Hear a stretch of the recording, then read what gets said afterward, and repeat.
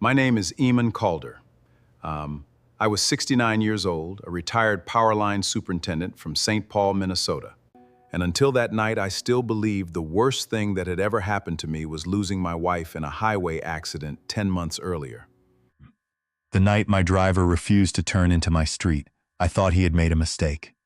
Then I saw two men standing across from my house, motionless in the freezing dark, watching my front door, like they already knew exactly when I was supposed to come home. One block farther down, another car sat with its lights off. My son-in-law was behind the wheel. I was wrong. For months, I had been riding home after my evening volunteer shifts with the same driver, Marek Dawson. Every time he picked me up, I brought 2 cups of coffee from the veterans workshop, one for me, one for him. Black, no sugar. It was a small kindness. I never imagined that 1 cup of coffee would become the beginning of a friendship that would expose a fake medical diagnosis, a plan to take inside my own family, and a betrayal inside my own family. That night, Marek looked at me and said, "Do not go home, not yet." Then he played a recording. Before I tell you what I heard, tell me where you are listening from. If stories about family, loyalty, and second chances mean something to you, subscribe and stay. After Noreen died, the house stopped sounding like a home. For 34 years, I had known every noise that belonged there. The soft clatter of her spoon against a coffee mug at 6 in the morning. The uneven squeak of the third stair. The back door closing twice because Noreen never trusted the first latch. Even the washing machine had a particular knock during the spin cycle that she insisted was normal, and I insisted was not. Then one February evening, a delivery truck crossed the center line on Interstate 94 during sleet, struck her car, and ended 43 years of marriage in less time than it takes to finish a sentence. After that, the house still made noises, but none of them belonged to us anymore. I had spent most of my working life as a line superintendent for North River Electric, a regional utility that maintained high-voltage systems across Minnesota and western Wisconsin. I started as an apprentice with a tool belt, a cheap thermos, and more confidence than judgment. By the time I retired, I was supervising crews who climbed towers in January winds that could freeze the moisture on a man's eyelashes. Electricity taught me 2 things. Respect what you cannot see, and never assume a system is safe just because the lights are still on. Retirement had been Noreen's idea. She wanted trips, garden beds, and long breakfasts. I lasted 9 months before I started volunteering 3 evenings a week at the Twin Cities Veterans Skills Center in Minneapolis. The center helped former service members translate military technical experience into civilian trade certifications. I taught electrical diagnostics, safety systems, and basic industrial maintenance. The work did not cure grief, but it gave grief somewhere to sit while I was busy. My daughter Anwen worried about me driving home at night. She was 37, organized, polished, and always speaking as though she had already made a list in her head. She worked as an event planner for a hotel group and had inherited Noreen's ability to remember birthdays, appointments, and the names of people she had met once 6 years earlier. After I nearly slid through a red light during a snow squall, she convinced me to use a rideshare service after my evening shifts. That was how I met Marek Dawson. He was 47, broad-shouldered, quiet, with closely cut dark hair beginning to gray at the temples. He drove a dark green Toyota Camry that was cleaner than most offices I had worked in. The first night he picked me up, he did not fill the ride with questions. He asked whether the temperature in the car was comfortable, confirmed my address, and drove. When we reached my bungalow in the McAllister neighborhood of St. Paul, he waited at the curb until I unlocked my front door and turned on the hallway light. The second time he did it, I noted. The 4th time I asked, "Do you wait for everyone to get inside?" Marek kept his eyes on the windshield. People are paying me to get them home safe. Home means inside, not curbside. I liked that answer. By the 3rd week, I started sitting in the front passenger seat. By the 4th, we were talking about hockey, bad road construction, veteran employment, and the strange ways people behave in cars when they think the driver is invisible. Marek had a daughter named Talia, who was 17 and wanted to study electrical engineering.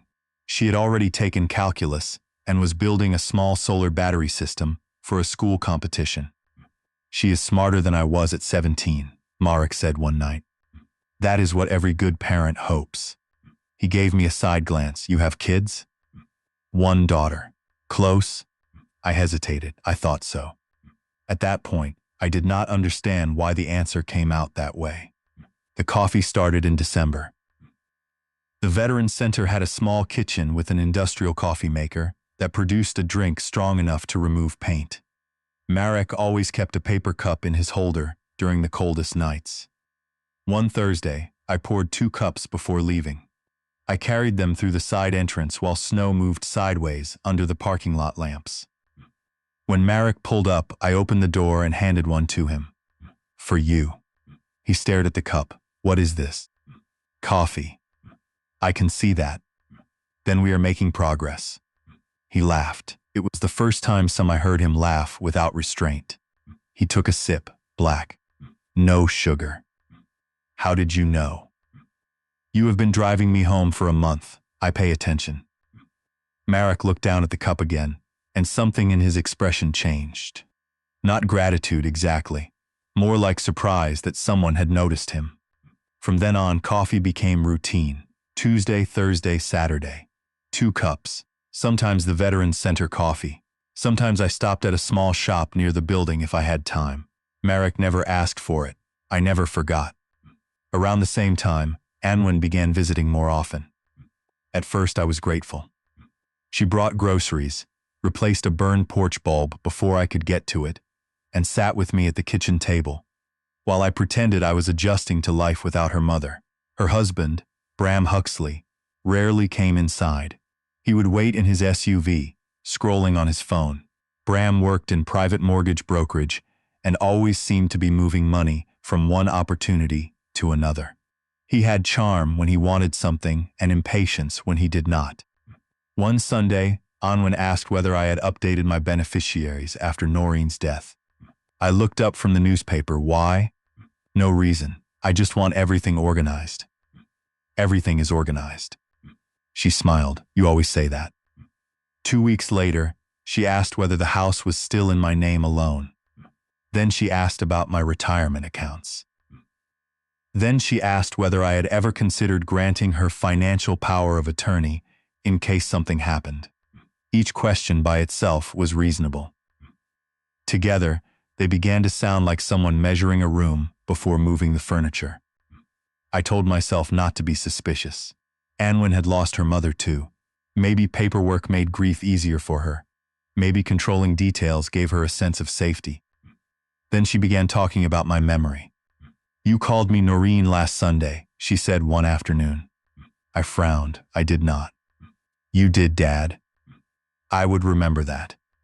Her face softened. "That is what worries me." The sentence stayed with me. A few days later, she told me I had asked the same question twice during one phone call. I had no memory of doing that. She said I had forgotten a lunch plan we supposedly made. I had no memory of making the plan. At 69, I knew I misplaced things. I had once put my reading glasses in the refrigerator because I was carrying groceries and answering the phone at the same time.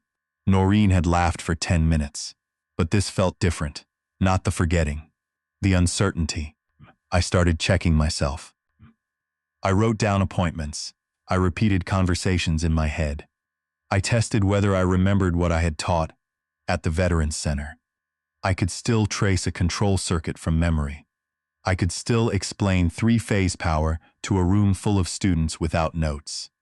I could still remember that Marek drank black coffee and that his daughter hated chemistry but loved calculus. Yet when Anwen looked at me with worry in her eyes, I began to doubt my own mind. That was the first part of the trap. I did not know there was a second part. Marek did. He had driven Bram Huxley 3 nights earlier, and Bram had talked too much. There was another reason Anwen's questions unsettled me, though I did not admit it at the time. A month before the doctor appointment, She had asked me to sign a stack of forms she described as routine emergency planning documents. I told her I would read them first. She laughed and said I was the only man she knew who read every page of a warranty. I answered that I had spent my life around equipment that could kill a person if someone skipped one line of instructions. She took the papers home with her. Afterward, I searched my email and found no copy. When I asked again, she said the lawyer was revising them and changed the subject. I also began noticing how Bram spoke to me when Anwen was not in the room. He never insulted me openly. He was too careful for that. Instead, he used the language of concern. You should slow down. You should let us handle the complicated stuff. At your age, stress can be dangerous. Once, while standing in my garage, he looked at the shelves of tools I had organized myself and said, "You know, eventually somebody is going to have to sort all this out." He said it as if I were already absent. Noreen would have heard the danger in that sentence. She had a way of detecting disrespect before I did. I had always been slower because I believed families earned more patience than strangers. In retrospect, that belief was exactly what made me useful to Bram. He did not need me foolish. He only needed me loyal enough to doubt myself before I doubted my daughter. The last Saturday before Dr. Armitid's appointment, I brought Marek coffee and told him Anwen was worried about my memory. He did not challenge me then. He only asked, "Are you worried about your memory, or are you worried because she is worried?" I remember being irritated by the question. Now I understand why he asked it. He was already comparing the man beside him with the man Bram described on his phone calls, and the two versions did not match. Marek told me later that the first ride did not seem important until halfway through it. He picked Bram up outside a private club near downtown Minneapolis just after 11. Bram was not falling down drunk, but he had the loose confidence of a man who had stopped filtering his thoughts. He gave Marek an address in Edina, leaned back, and spent the first 10 minutes complaining into his phone. Marek said drivers hear everything, marriages ending, business deals collapsing, affairs beginning. People confess to strangers because they have decided the stranger does not count. Bram talked about money. "The house is worth at least 900, he said into the phone. "The investment accounts are more than 600. He has no mortgage. It is sitting there doing nothing." Marek kept driving. Then Bram said, "Once she gets control, we can refinance the house, clean up the short-term debt, and move him somewhere supervised." Marek glanced at the rearview mirror. The other voice on the call was too faint to identify. Bram continued, "He lives alone in St. Paul, retired utility guy. Volunteers in Minneapolis at night, easy schedule." Marek later told me that was the moment he started paying attention. He did not know the man was me. Not yet. 2 rides later he knew. The second time Bram entered Marek's car, he was angrier. A development deal had collapsed. He had lost investor money and was blaming everyone except himself. During another phone call, he said my street name, Summit Grove. That was not the actual name of the whole avenue, but it was the small residential lane where I lived. Then he said Anwen. Then he said her father. Marek felt the pieces click together. He did not confront Bram. He did not ask questions. He did what he had once been paid to do for a living. He listened. Before driving nights, Marek had worked in anti-money laundering review for a regional credit union. His job was to examine suspicious transactions and identify fraud patterns. 8 years into that career, he uncovered a scheme involving senior executives who were allowing favored commercial clients to move money through shell vendors. Marek documented it and reported it. The bank investigated him instead. "They called me difficult," he told me later. That word appears whenever someone honest becomes expensive. He refused to withdraw his report. He lost the job. The investigation eventually proved him right, but not before the damage was done. His marriage had already collapsed under the financial strain. He took contract work, then rideshare driving because the hours let him raise Talia. So when Bram began talking about an elderly widower, money, a house, and a daughter being used to gain control, Marek recognized the smell of a fraud before he could see its full shape. He began writing notes after every ride. Dates, exact phrases. Because Minnesota permits a participant in a conversation to record under certain circumstances, Marek also checked the safety policy for his rideshare platform. His vehicle already had a clearly visible dashboard camera with an audio notice sticker, and the app notified riders that safety recording could occur. He activated the audio feature. The third ride changed everything. Bram had been drinking at a sports bar in Bloomington. He called someone before Marek left the parking lot. "The doctor will do it," Bram said, 12.5, cash disguised as consulting. Marek tightened his hands on the wheel. "The assessment is next Monday. Mild cognitive impairment, maybe early dementia. Enough to start the petition." A pause. "No. Anwen is nervous. She thinks her father is still sharp. I told her that is why we need a professional opinion." Another pause. "Our debt is $290,000. We do not have 6 months." That was the first time Marek heard the motive clearly. Bram and Anwen were buried in debt. Bram had lost money on a string of speculative property deals. Anwen had covered some of the losses with credit cards and a home equity line against their own townhouse.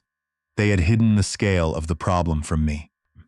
Then Bram said something that made Marek pull into a gas station after the ride because his hands were shaking. "If he signs, we are done.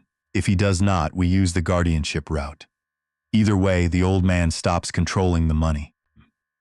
Marek did not know whether Anwen understood what Bram was planning beyond the financial scheme. He only knew she was involved enough to arrange the doctor. Meanwhile, Anwen was convincing me I might be losing my mind. The appointment was scheduled for Monday at 2. The doctor was Felix Armitage, a private geriatric physician in a medical office near Roseville. Anwen brought me there herself. The clinic looked respectable. Quiet carpet, framed certificates, a receptionist who spoke softly. Dr. Armitage was in his late 50s with silver hair and the calm voice of a man who had practiced being believed. He asked me standard cognitive questions. The year. The governor. 3 objects to remember. A clock drawing. Simple subtraction. A short sequence of numbers backward. I did well. I knew I did well because for 36 years I had supervised crews where mistakes could get people killed. I knew how my mind worked under pressure. At the end, Dr. Armitage leaned back and folded his hands. "Mr. Calder, I am seeing indicators that concern me." "Which indicators?" "Subtle executive processing delays." I almost laughed. "You asked me to draw a clock. These evaluations are more complex than they appear." "What did I get wrong?" He paused. "That is not the right way to understand cognitive decline." That answer bothered me more than the diagnosis. He recommended additional testing, but he also wrote a preliminary note stating that I showed signs of impaired judgment and should have family oversight for major financial decisions until a full evaluation was completed. Anwen cried in the hallway. She held my arm and said, "Dad, I am going to take care of you." I remember thinking how lucky I was. That sentence still hurts. The next night I went to the Veterans Center because routine felt safer than my own thoughts. I taught a class on electrical fault isolation. A former Army mechanic named Jerome solved a relay problem faster than I expected. I laughed and told him, "You are going to take my job." He said, "You are retired." I said, "Then you are stealing a job I do not even have." The room laughed. I remembered every diagram, every student, every question. Yet Dr. Armitage had written that my judgment was impaired. When my shift ended, I went to the kitchen and poured 2 coffees. Marek was waiting outside. I got into the passenger seat and handed him his cup. He did not drink it. He stared at it for 3 seconds, then placed it carefully in the holder.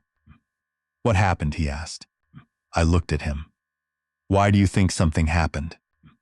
"You forgot to complain about the coffee." I smiled despite myself. Then I told him about Dr. Armitage. The color changed in Marek's face. "What doctor?" Felix Armitage. Marek turned slowly toward me. Say that again. I did. He closed his eyes for a moment. Then he said, Eamon, I need you to hear something, and after you hear it, you may never look at your family the same way again. He reached for his phone. I almost stopped him. Part of me already knew I would wish I had. Is somebody in trouble? She asked. Maybe. Can you help? I do not know without risking my job. Talia leaned against the counter. You lost a better job once because you would not ignore fraud. Exactly. Did you regret telling the truth? Marek thought about it. I regretted what it cost. That is not the same answer. He told me that sentence followed him for days. By the time I sat beside Marek after my appointment with Dr. Armitage, he had already decided he would tell me even if I became angry and never rode with him again. The only reason he had waited was because he wanted enough information that I could not dismiss it as a drunken stranger saying ugly things. That mattered to me later. Marek did not save me because he guessed correctly once. He saved me because he respected the difference between suspicion and proof. Before that night, Marek had also noticed something simple that did not fit the story being built around me. Every ride ended with the same routine. I checked that I had my keys, thanked him, carried my empty cup inside, and turned on the porch light before he left. A man can have memory problems and still keep routines, but to Marek, the consistency mattered. Bram was describing chaos. Marek was seeing order. That contradiction kept him listening, carefully, patiently, and without making assumptions. The first recording lasted 11 minutes. At the beginning, I heard road noise and the turn signal clicking. Then Bram's voice came through the speakers. The doctor will call it mild cognitive impairment. Once the petition is filed, Onwin becomes temporary financial guardian. My stomach tightened. The second voice asked whether I would resist. Bram laughed. He still thinks she is helping him. I stared at Marek's phone. My own name was not spoken, but Anwin's was. Then Bram said the amount of the payment. $12,500. He described Dr. Armitage as cooperative. He said, my house could be refinanced once my decision-making authority was restricted. I stopped the recording. Enough. Marek looked at me. You need to hear the rest. That is my daughter. I know.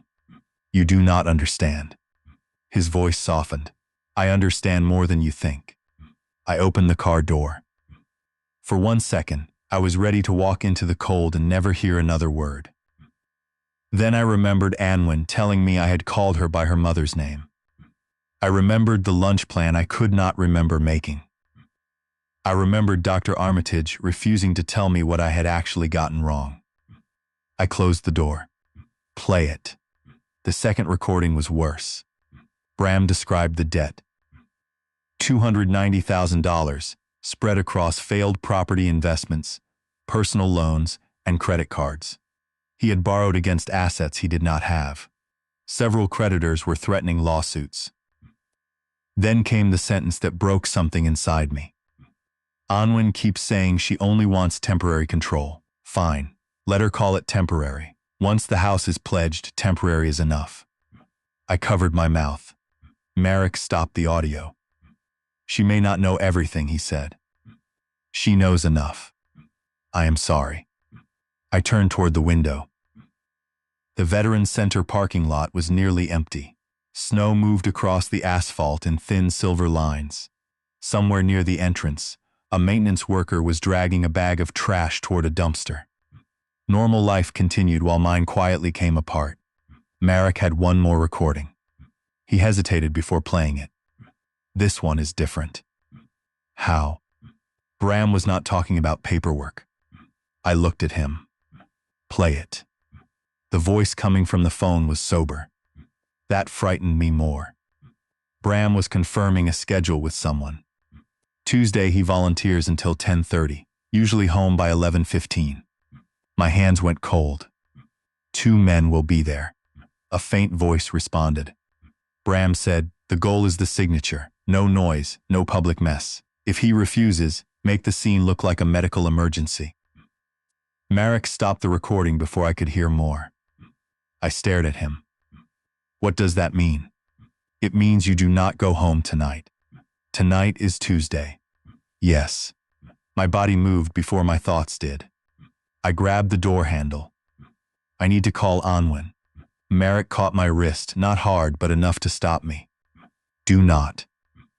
That is my daughter. And if she warns him, she would not. You do not know that. I pulled my hand away. The words were brutal because they were true. I did not know. Marek started the car. We are going to drive past your street one time. We do not stop. If it looks normal, we go to the police anyway. Why drive past at all? Because Bram gave them your routine. If someone is there, we need to know before you walk into a trap. I was angry at him for sounding reasonable. We drove east toward St. Paul. I wanted the recordings to be false. I wanted Marek to be mistaken. I wanted to go back 40 minutes and complain about burnt coffee. Instead, we turned onto my lane. Marek slowed but did not signal. My bungalow appeared ahead, dark, except for the porch light I had left on. At first, I saw nothing. Then Marek said, "Do not turn your head too fast." Across the street, two men stood near a parked van. They were not talking. They were not smoking. They were watching my house. One checked his phone. The other looked toward the intersection. Marek drove past. My pulse thudded in my ears. Maybe they are waiting for someone. Maybe. A block later, we saw Bram. He sat in a dark crossover with the engine running, one hand holding a phone near his face. Marek kept driving. I stared straight ahead. Every instinct in my body told me to turn around, confront him, demand an explanation, drag the truth into the open with my bare hands. Marek turned into a supermarket parking lot 4 blocks away. He parked beneath a light. For several seconds, neither of us spoke. My coffee sat untouched between us. Steam no longer rose from the lid. I looked at it. You know what is strange? What? I brought you coffee. Marek frowned. I thought I might have dementia, and I still remembered your coffee. His eyes filled. That was the moment I stopped believing Dr. Armitage. Not because coffee proved anything medical. Because I understood how carefully they had been feeding me doubt. My memory had normal imperfections. They had turned each one into evidence against me. I looked at Marek. What happens now? We call police. And Anwen. We tell the truth. I pressed both hands over my face. She is my only child. Marek waited. When he spoke, his voice was quiet. That does not make you less her father. It also does not make you her property. We called the police from the parking lot. A detective named Ria Larkin met us at a precinct near downtown St. Paul. She listened to the recordings without interrupting. Marek provided the rideshare logs and the dashboard safety notices, showing that audio recording was active in the vehicle. Detective Larkin asked me whether I wanted officers sent to my house immediately. Yes. She asked whether I consented to investigators reviewing financial and medical records connected to the suspected fraud. Yes. Then she asked one question that hurt more than all the others. Do you believe your daughter may be involved? I stared at the table. Yes. The word came out barely above a whisper. Officers reached my street within minutes. The two men attempted to leave. Police detained them nearby. Inside their van, officers found blank transfer documents carrying my property description, photocopies of my driver's license, and equipment consistent with forcing entry. No one needed to explain what that meant. Bram was detained after surveillance officers confirmed he had been directing the men by phone. Anwen was not arrested that night. Not yet. Investigators wanted to know exactly what she knew. At 2 a.m, Detective Larkin came back into the interview room. Mr. Calder, you cannot return home tonight. We need to process the property. I nodded. Do you have somewhere safe to stay? I thought of friends I had not spoken to in months. I thought of hotels. Then Marek said, "He can stay with us."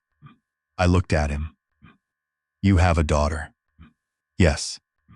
I am not bringing this into your house. You already brought coffee into my car for 4 months. We will survive one guest room." I almost laughed. Almost. At 3:15 in the morning, I entered Marek Dawson's modest duplex in Roseville, carrying a borrowed toothbrush and the remains of a life I no longer understood. Talia came downstairs in flannel pants and a university sweatshirt. Marek explained only that I had been threatened and needed somewhere safe. She looked at me for a moment. Then she said, "You can have my room." "No." "Then you can have the guest room, but it is full of physics books. I have survived worse." She smiled. On the desk in that room sat a small electrical control board she had built for school. I examined the wiring. One terminal was loose. The next morning I fixed it. That was the first thing I repaired after my family tried to break me. Before we left the precinct that first night, Detective Larkin asked Marek to transfer the original recordings through a forensic evidence portal rather than sending ordinary copies. She wanted metadata preserved, including dates, device information, and the rideshare logs associated with each trip.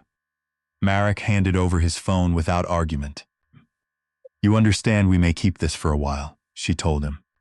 "I can buy another phone. You may also be called to testify." I figured. "And the defense may attack your motives." Marek looked at me, then back at her. "They can attack whatever they want. They cannot make his son-in-law unsay what he said." That was the first time I saw the old investigator in him. Police also advised me not to contact Anwin or Bram. That was harder than I expected. My phone sat on Marek's kitchen counter all Wednesday morning. Every few minutes I looked at it. I wanted to call my daughter and ask one question. Why? Not about the money. Not about the doctor. Why she had looked me in the eyes and told me my mind was failing. At noon my phone rang. Anwin. I froze. Marek looked at the screen. "You do not have to answer." "I know."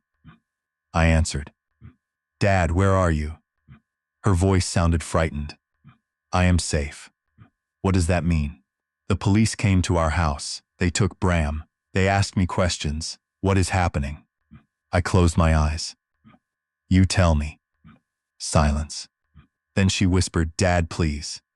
"Did you pay Dr. Armitage?" "No." "Did Bram?" Another silence. I did not know exactly what he paid for. That was not an answer, and we both knew it. "Did you plan to ask a court for control of my money?" She began crying. "We were trying to protect everything." "From whom?" "From the debt." I gripped the phone harder. "My money was not your debt." "I know that now." "No, you know it because the police are involved." She said my name, but I ended the call. My hand shook afterward. Marek poured water into a glass and placed it in front of me. "I hate that you heard that," he said. I needed to. That call became another piece of the investigation because Anwen later gave detectives a fuller account. It also changed something in me. Until then, a part of me was still searching for a version of events in which she had been entirely deceived. After the call, I knew she had crossed the line before Bram ever hired anyone. The violence belonged to him. The betrayal belonged to both of them. The truth arrived in layers. First came Dr. Armitage. Detective Larkin called late Wednesday afternoon while I was sitting at Marek's kitchen table, helping Talia calculate voltage loss across a long conductor. "We obtained a warrant for the doctor's financial records," she said. "There is a payment from Bram Huxley's consulting company to Armitage Medical Advisory, $12,500. The description says Executive Wellness Review." I closed my eyes. So the diagnosis was bought. The preliminary opinion appears compromised. "We are arranging an independent neurological evaluation for you." I looked at Talia's calculations. They were precise. My hands were steady. "Good." The second evaluation occurred 2 days later at a university clinic. It lasted nearly 3 hours. No daughter in the waiting room. No private payment from my son-in-law. No doctor telling me what conclusion he had reached before explaining the evidence. The neurologist, Dr. Samira Holt, reviewed my history, repeated cognitive testing, conducted additional assessments, and finally sat across from me. "Mr. Calder, you do not meet criteria for dementia." I stared at her. "What about mild cognitive impairment?" "I see normal age-related variation, grief-related sleep disruption, and stress. Your executive function is strong." My eyes burned. "Are you sure?" She smiled gently. "I would not tell you if I were not." I cried in the parking garage. Not loudly. I sat in Marek's car with both hands over my face and cried because someone had given me back my own mind. Marek waited. Then he handed me a coffee. Black. No sugar. "For you this time." I laughed through tears. That small reversal meant more to me than he could have known. The financial evidence was worse. Bram and Anwin had nearly $300,000 in combined debt. Some came from Bram's failed development deals. Some came from Anwin's attempt to keep their lifestyle on act after Bram's income collapsed. She had used credit cards to pay other credit cards. She had borrowed against retirement savings. She had hidden collection notices in a rented mailbox. The plan had begun as financial coercion. Anwin admitted that much. She was interviewed with counsel present. She told police Bram proposed seeking temporary guardianship because I was not coping well after Noreen's death. She admitted arranging the appointment with Dr. Armitage.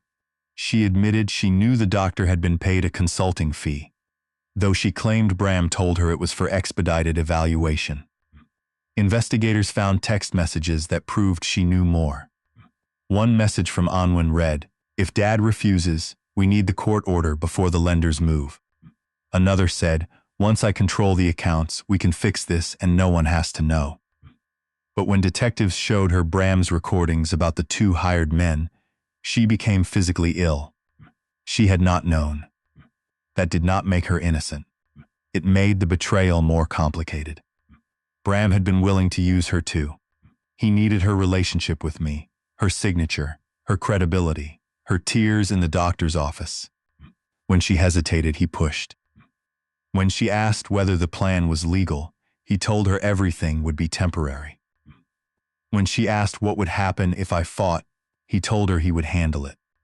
She chose not to ask what handle it meant. That choice would follow her. The hired men cooperated quickly. They had prior records for burglary and coercion. Bram paid them $7,500 each.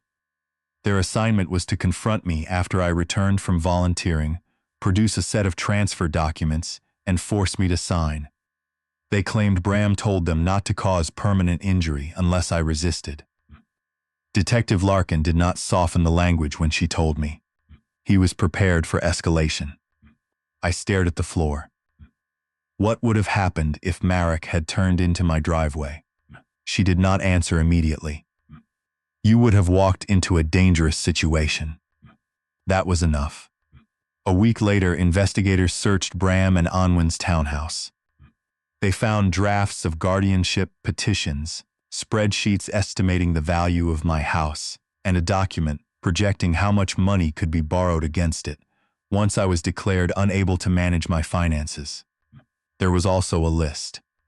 My brokerage account, my pension, my savings. Noreen's life insurance proceeds. The house. Even my pickup truck. Everything had a number beside it. I stared at the photocopy Detective Larkin placed in front of me. At the bottom, in Bram's handwriting, were 3 words. Total accessible estate. I was not a father on that page. I was an asset pool. For 3 days I stayed with Marek and Talia. Then 3 days became 2 weeks. My house remained safe, but I could not stand the idea of sleeping there alone yet. Every room carried the knowledge that men had waited outside to turn my home into leverage. Marek never pressured me to leave. Talia treated me as if I had always been there. She asked questions about electrical engineering, power grids, storm resilience, and why transformers hum. One Saturday morning, we spread notebooks across the kitchen table while snow covered the windows. She was designing a small emergency power controller for a scholarship competition. "Your relay logic is wrong," I told her. She frowned. "Where?" I pointed. "If this sensor fails closed, the backup circuit never knows the primary failed." She stared at the diagram. Then her eyes widened. "Oh. Good engineers do not design only for things working. They design for failure." "Exactly." Marek entered carrying groceries. "Are you corrupting my daughter?" "I am improving her." Talia looked at him. "He says my relay logic is dangerous." Marek set down the bags. "I have been saying that for years. You do not know what a relay is. I know danger when I see it." We laughed. The sound surprised me. I had not laughed at a kitchen table since Noreen died. That night, I lay awake in the guest room and thought about Anwen as a little girl. She once broke a lamp playing indoors after I told her not to. When I came home, she had placed the pieces carefully on the table and written a note in purple marker. "I did it. I am sorry. Please do not be too mad." She was 7. At 37, she had forgotten how to tell the truth before consequences forced it out of her. I wondered when that changed. Then I wondered whether I had helped teach her. I had always solved problems for Anwen. College tuition, a car after graduation, part of the down payment on her first townhouse. When Bram's first business failed, I loaned them money and never asked for repayment. Every rescue had been offered with love. Maybe some of those rescues had also taught them that I would absorb the consequences. That realization did not excuse what they did, but it changed what I needed to do next. I could protect myself without turning revenge into my new purpose. I could let the law hold them accountable, and I could stop confusing love with rescue. The weeks before the hearing were filled with ordinary tasks that suddenly felt political. I met with Helena to revise emergency contacts. I moved my important records into a bank safe deposit box. I installed new locks and exterior cameras at the house. I changed every password Anwen might have known, including accounts I had once considered too trivial to protect. None of that felt like victory. It felt like admitting my own home had become evidence. Helena also made me document my daily functioning, not because she doubted me, but because she knew opposing lawyers might use grief, age, and medication against me. I kept a log of volunteer classes, household bills, appointments, and repairs. I hated it. "I feel like I am proving I am myself," I told her. "You are not proving it to me," Helena said. "You are removing places where someone else can invent a version of you." That distinction helped. At the hearing, Bram's attorney attempted to suggest Marek had inserted himself into my life because he expected financial reward. Helena asked Marek whether I had ever paid him beyond normal rideshare fares. "No." "Did Mr. Calder promise you money?" "No." "Employment?" "No." "Property?" "No." "Then why help him?" Marek looked toward me. "Because he was in danger." The attorney tried again. "You developed a personal friendship." "Yes." "So you were biased." Marek nodded. "Against people planning to exploit him, yes." A few people in the gallery reacted before the judge quieted the room. Then Helena asked about the coffee. "Why is that relevant?" Opposing counsel objected. Helena answered, "Because they are claiming Mr. Calder could not maintain simple routines." The judge allowed the question. Marek explained that for months I arrived after each shift with 2 coffees prepared the same way. He described how I remembered Talia's exam schedule, his preferred route during construction, and even a conversation about replacing a worn tire 3 weeks earlier. Did he ever appear confused about where he lived? No. Did he forget your name? No. Did he ever fail to understand the purpose of a financial or medical conversation you had with him? No, the hearing did not turn on coffee. But that humble routine became one small piece of a much larger truth. My life had continuity. My family had tried to replace that continuity with a story of decline. After Anwen testified, the judge asked her a question neither lawyer had prepared. If your father had agreed to pay your debts voluntarily, would you have pursued guardianship? Anwen stared down at her hands. No. The judge waited. So this petition was connected to access to his assets. Anwen whispered, yes. I felt the answer like a door closing. It also freed me. For months, I had wondered whether I was being cruel by resisting a daughter who claimed to be worried about me. Her own answer finally separated care from control. When the judge issued the ruling, she did more than reject the petition. She ordered that any future capacity proceeding involving me disclose the findings from Dr. Holt's independent evaluation and the financial conflict connected to Dr. Armitage. Helena later told me that safeguard mattered because abusive guardianship attempts often rely on forcing victims to fight the same false story repeatedly.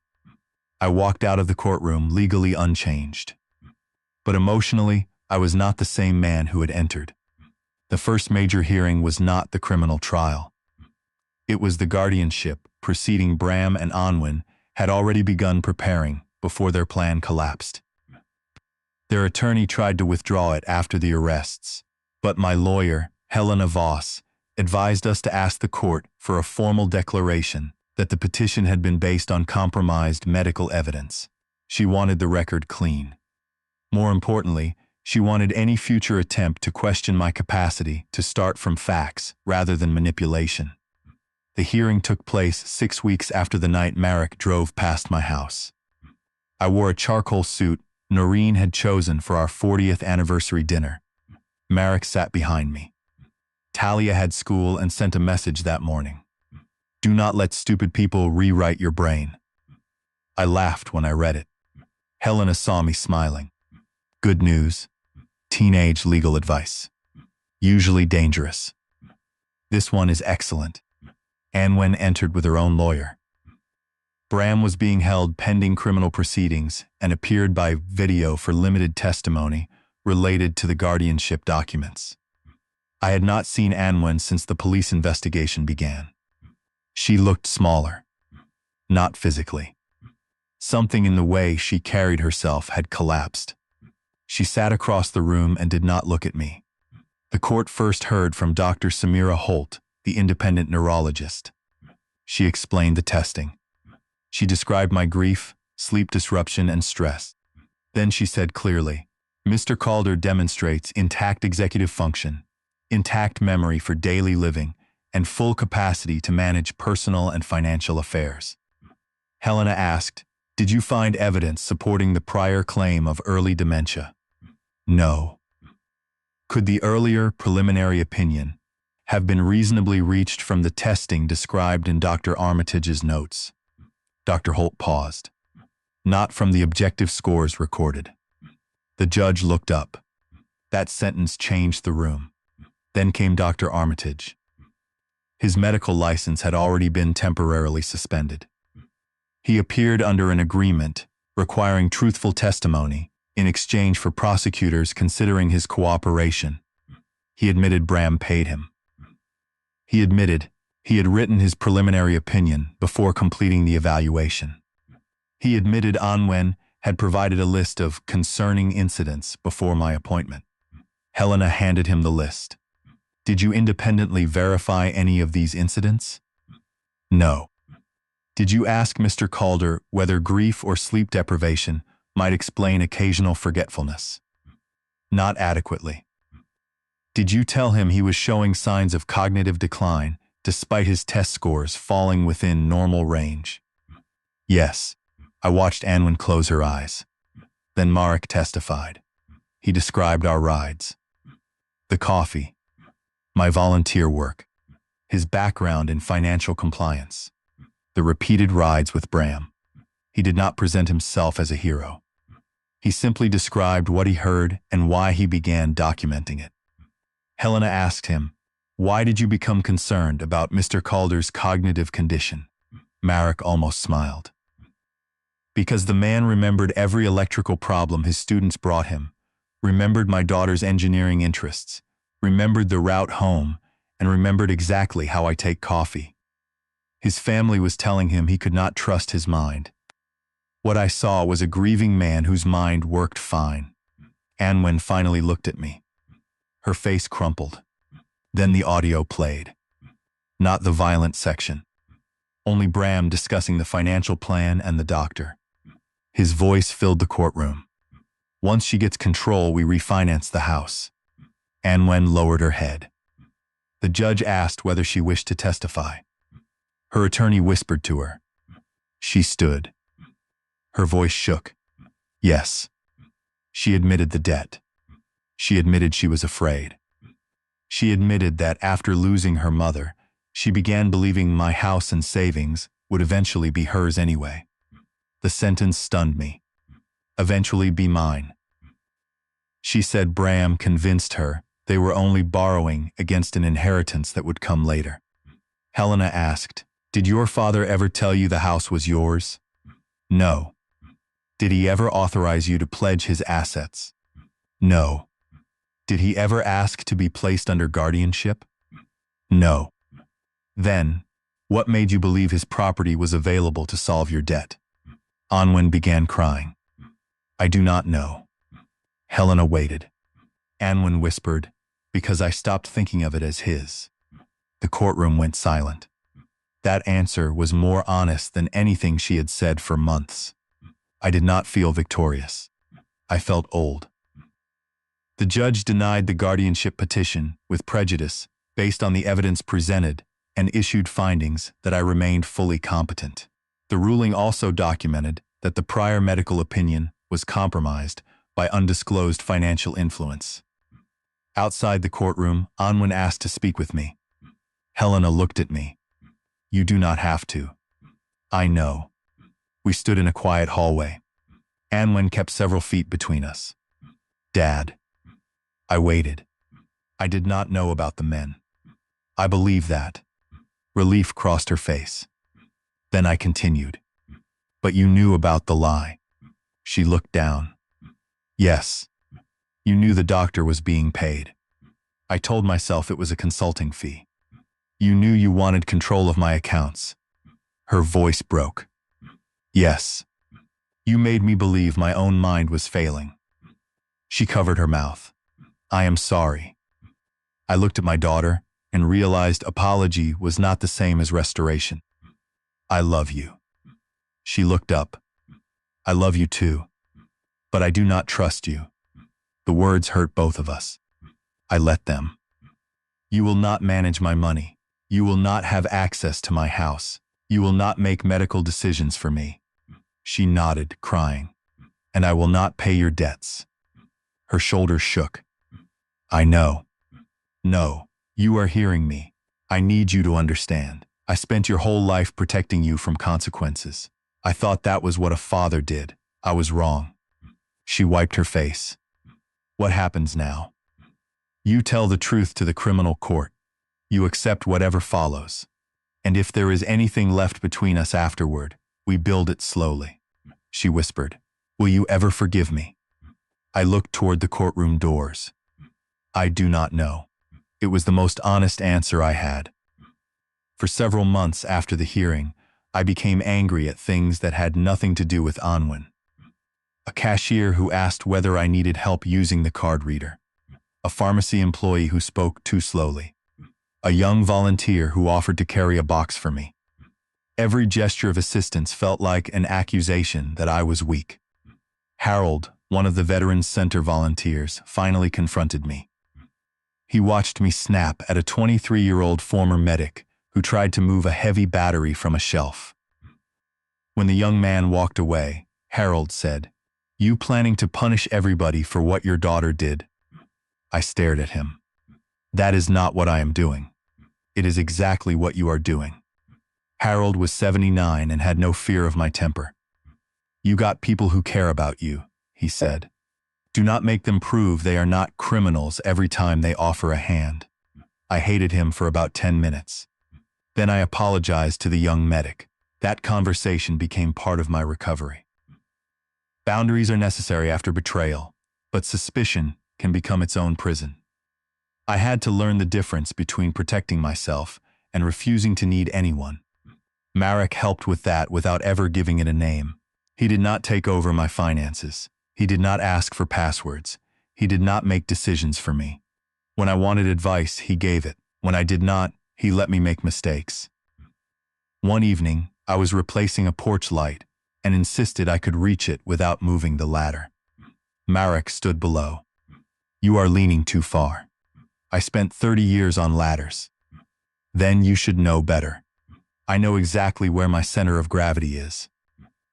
Your center of gravity is currently arguing with me." I climbed down. He moved the ladder 6 inches. I climbed back up. The work took 30 seconds. That was what healthy help looked like. It did not erase my independence. It supported it. Anwen's sentencing happened in early autumn. Before the judge imposed the sentence, the prosecutor read portions of my impact statement. I had written it over 3 nights because every version sounded either too angry or too forgiving. In the final version, I wrote that Anwen had not merely tried to take money. She had taken ordinary aging and turned it into a weapon. She had made me inspect my own memories for signs of disease. She had used my grief for Noreen to make doubt feel medically reasonable. I also wrote that I did not want the court to destroy her life for my satisfaction. I want consequences strong enough that she cannot call what she did love, I wrote, and I want a future in which change remains possible if she is willing to do the work. The judge referenced that sentence.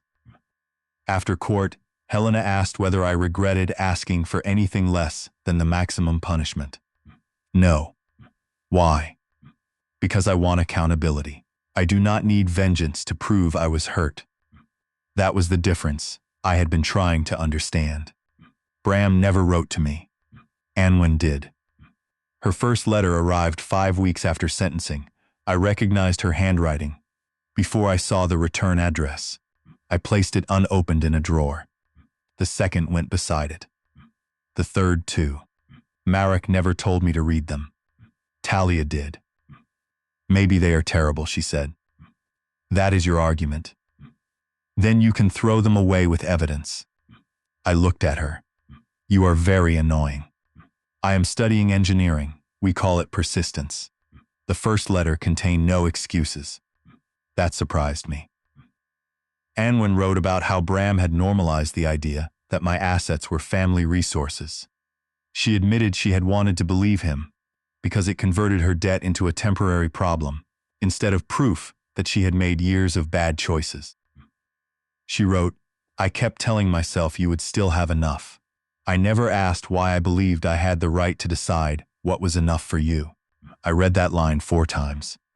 It did not heal me. It told me she had finally located the real question. That mattered.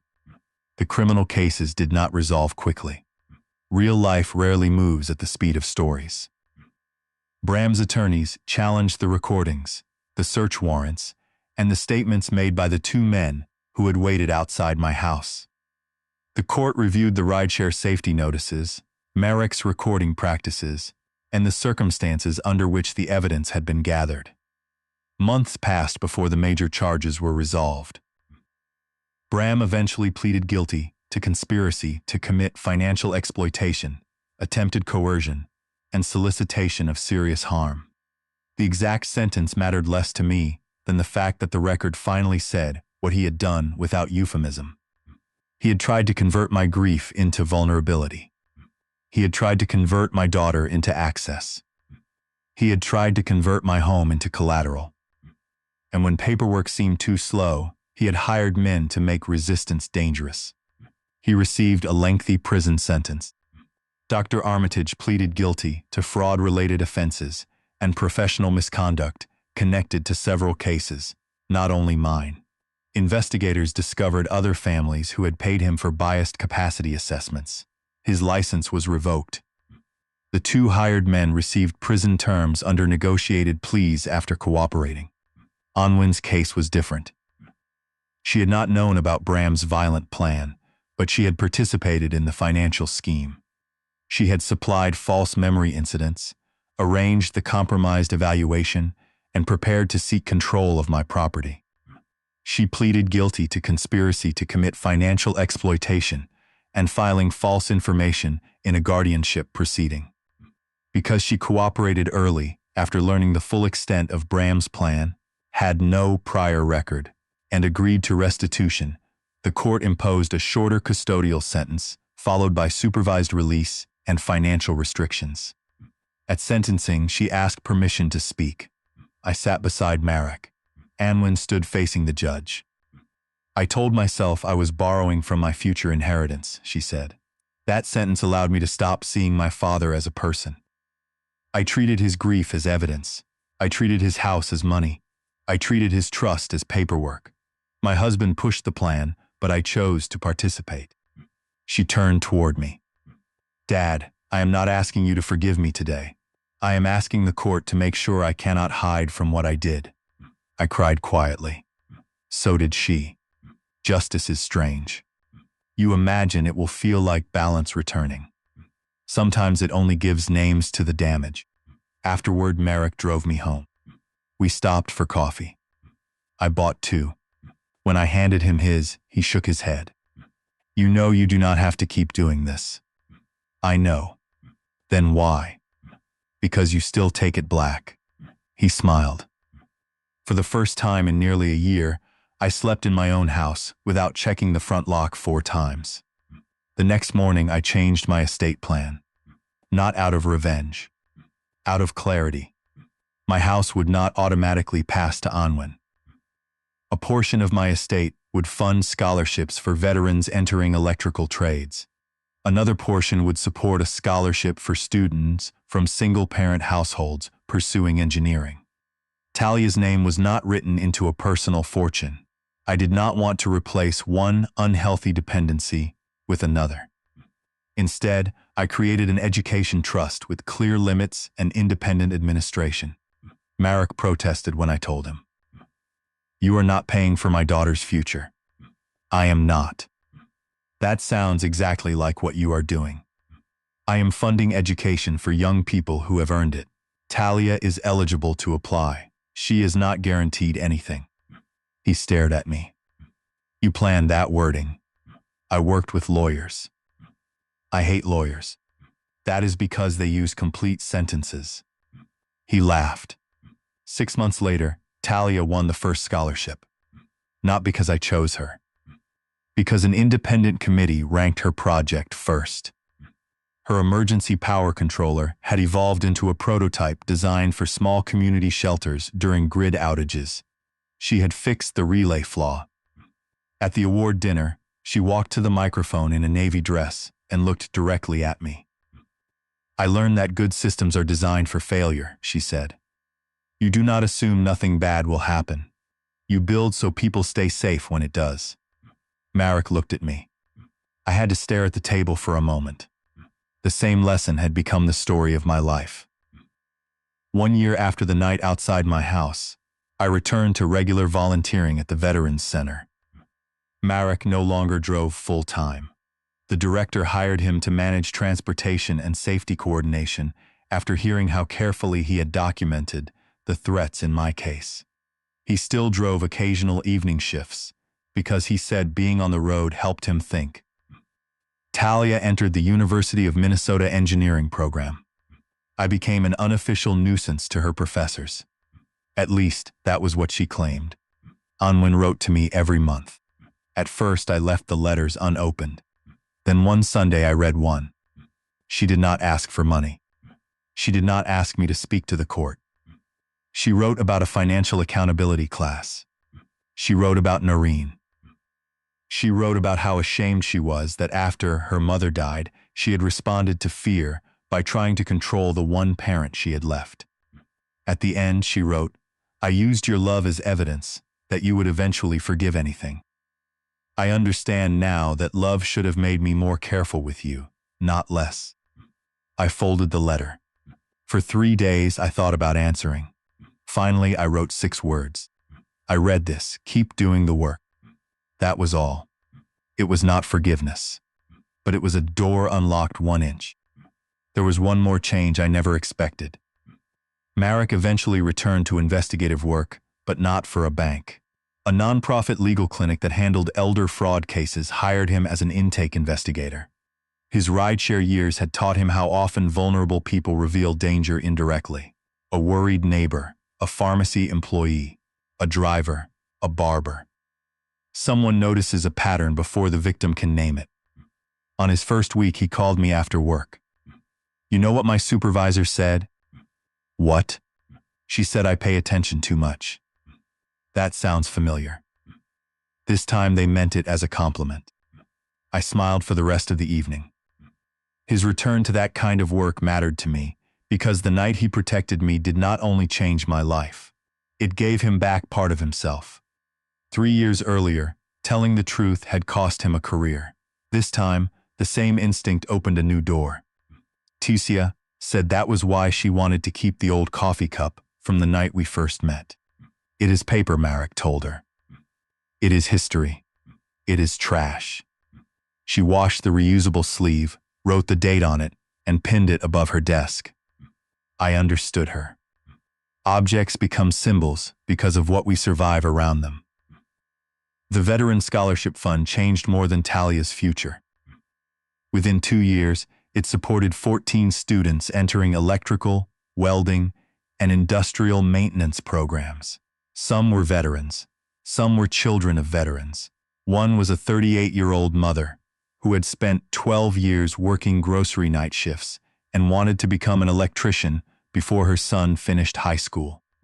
At the second award dinner, she shook my hand and said, "I thought I was too old to start over." At 38, you are young enough to make several impressive mistakes before lunch. She laughed. Then she became serious. "Why did you start this fund?" I could have told her about betrayal. Instead, I said, because somebody should invest in people before they have proof they will succeed. That was something Noreen believed. I had spent much of my life solving technical problems. After losing her, I thought usefulness meant keeping busy enough not to feel empty. Marek and Talia taught me something different. Usefulness can also mean passing forward what you know, allowing someone else to build beyond you. Anwen eventually joined us for coffee one Saturday morning. It was the first time she entered my house after everything. Before coming, she texted to ask permission. That detail mattered. She stood in the doorway, holding a bakery box, and looked around as if the rooms belonged to someone else. "They do," she said when I told her she seemed nervous. "They belong to you." We sat at the kitchen table. Marek was not there. Talia was not there. I wanted the meeting to belong to Anwen and me. She did not apologize again. We had passed the stage where repeated apologies meant anything. Instead, she told me about the job she had taken and the payments she was making toward restitution. Then she said, "I used to think being your daughter meant there would always be a way back from anything." I waited. "Now I think being your daughter means I should have been the last person willing to hurt you." That was the first time I reached across the table and touched her hand. Not forgiveness. Not yet. But something living had returned. I tell you that because stories often make healing look like a single decision. It is not. Forgiveness, when it comes, can be slow and uneven. Trust is even slower. Some mornings I could speak to Anwen without anger. Other days, one memory of Dr. Armitage's office was enough to make me pull back. She learned not to demand consistency from the person she had injured. That was part of her change, too. That afternoon mattered because the house stopped feeling like the place where I had almost been trapped. It became mine again through ordinary use. Friends came through the door. Talia left textbooks on the dining table. Marek complained about my old furnace. I learned that safety was not the absence of people. It was knowing which people respected the fact that the house, the decisions, and the life inside it belonged to me. I also began volunteering one extra afternoon each month with an elder financial safety workshop organized by the county. I never presented myself as an expert in law. I simply told older adults what I wished someone had told me.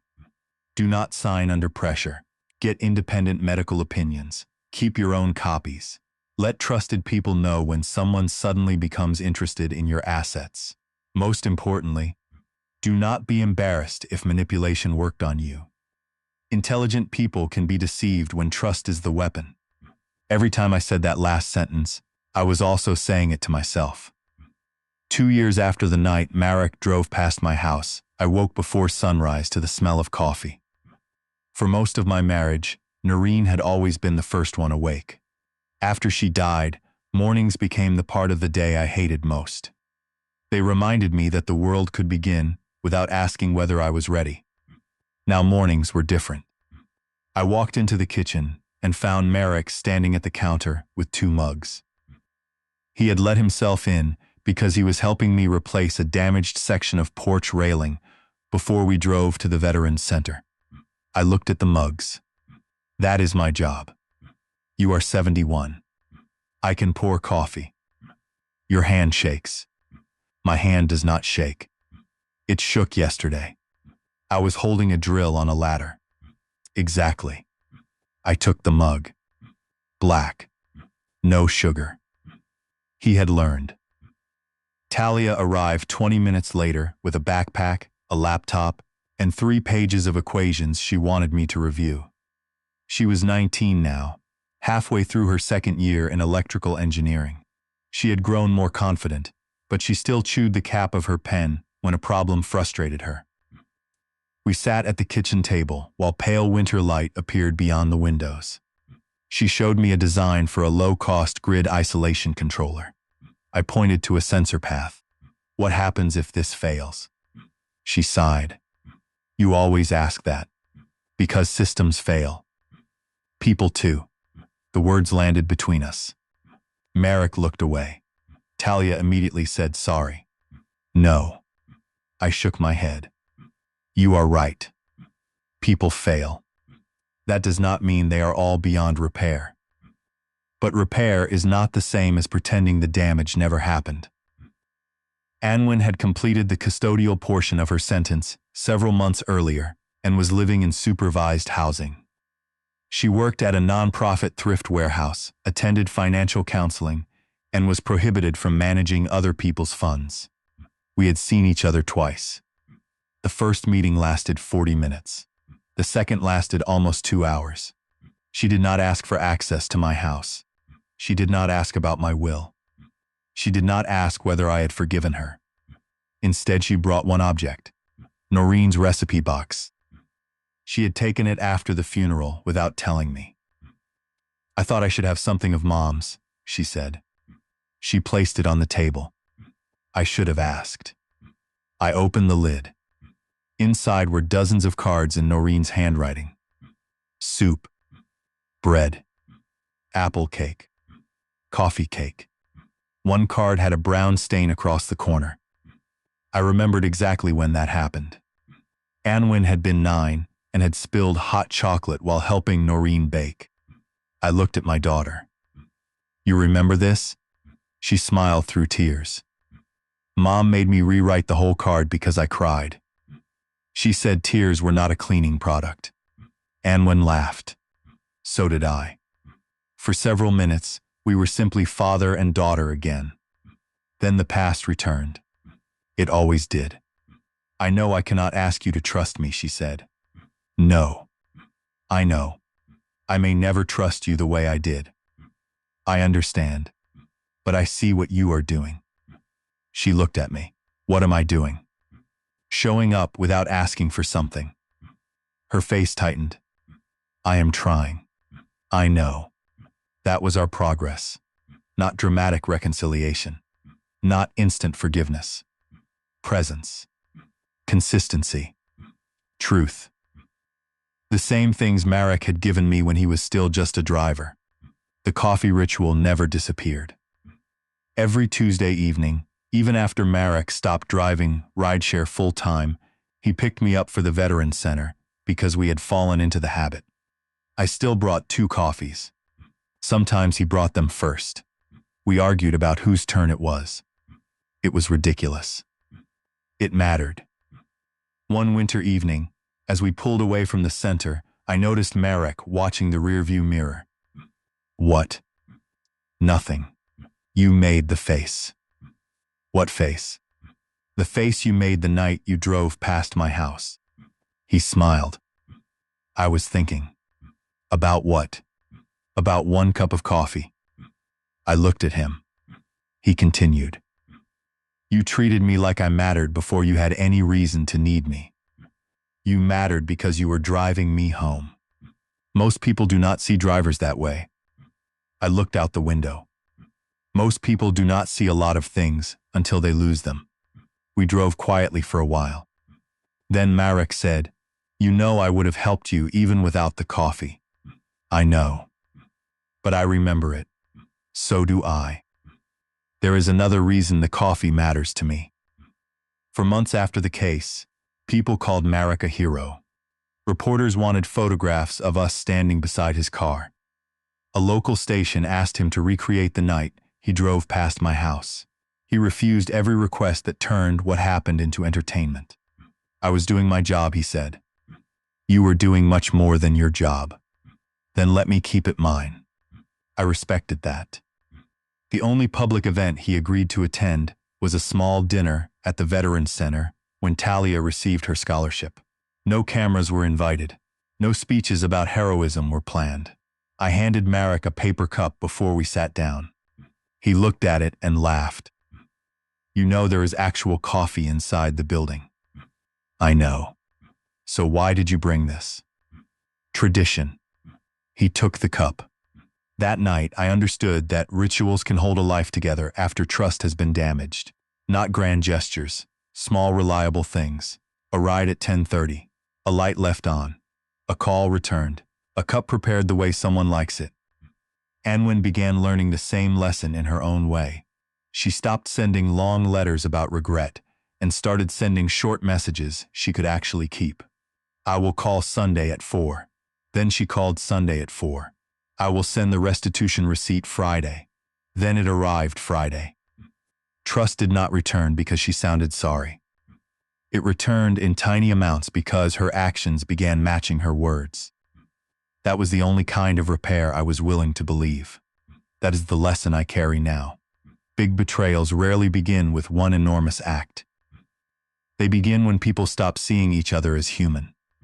Anwen stopped seeing me as her father and began seeing an estate. Bram stopped seeing Anwen as his wife and began seeing access. Dr. Armitage stopped seeing patients and began seeing payments. The 2 men outside my house saw a job. Marek saw a person. That difference saved my life. I spent decades working around electricity.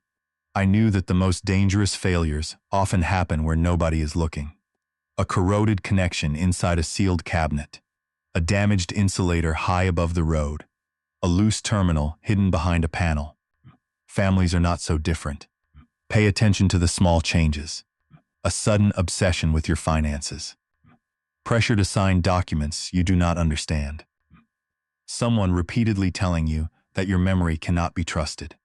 Attempts to isolate you from friends. Medical decisions being made around you instead of with you. None of those signs prove betrayal by themselves. But if something feels wrong, ask questions. Get independent advice. Keep records. Speak to someone outside the situation. And if you are the person who notices danger around someone else, do not assume it is none of your business. Marek could have looked away. He had every reason to. He had lost a career once for telling the truth. He had a daughter depending on him. I was only a passenger who brought him coffee 3 nights a week. But courage is not always dramatic. Sometimes courage is paying attention. Sometimes it is documenting what you heard. Sometimes it is driving past a driveway when stopping would be easier. Sometimes it is saying, "Do not go home tonight." If there is one thing I hope you take from my story, it is this.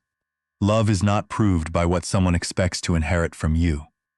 It is proved by how carefully they protect your dignity when there is nothing to gain.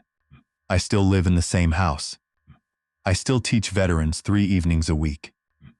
Talia still brings me engineering problems that make me feel older than I am.